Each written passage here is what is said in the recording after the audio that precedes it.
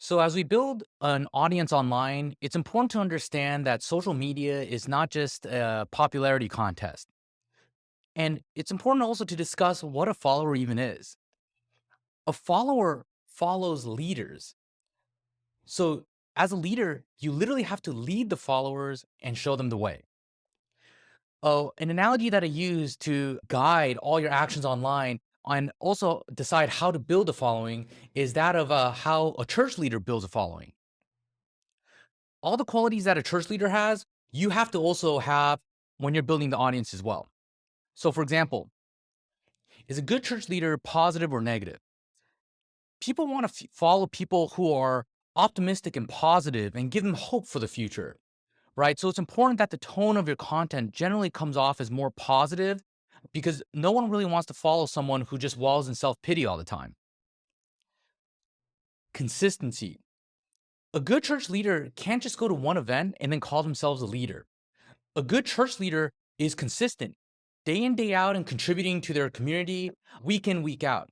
So it's true that it's a lot of work, but that's just what a leader has to do. A leader has to be prepared to continuously be giving day in, day out. Are good leaders takers or givers? Good church leaders definitely give far more than they take, right? To run a community like a church community, it's a lot of work to prepare your sermons, to plan events. So they definitely give a lot more to the community than they ever expect back. So as you're building an audience online, you have to prepare to also give far more to your followers and to the community than you ever take. Are good church leaders generous or stingy? Good church leaders are not motivated by money, but are motivated by the health of their community. So it's very important that the focus not be on monetization too quickly, but rather you should always be thinking about what is in the best interest of the community and opportunities to monetize later on that don't detract from the community experience will naturally arise. Access to themselves. A good church leader doesn't just preach and then close themselves off to their constituents, but rather, if a follower needs help, they're often very generous with their time in giving advice and helping them with their situation.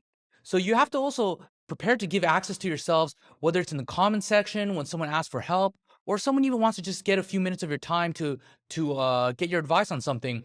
You should prepare to open up access to yourselves and not close yourself off to your followers. And definitely, I don't recommend buying followers. Just as how a church leader can't just buy their following, it's very hard to build a real engaged following if you just buy all your followers. The growth that you see with your follower base has to be organic.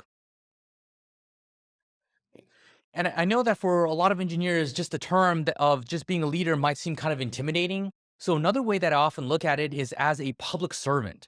So see yourself as someone who's just helping others, not even as a leader, because just by helping someone, that's actually what a leader really is, a public servant for their following. JFK actually said in a speech once, ask not what your country can do for you, but what you can do for your country.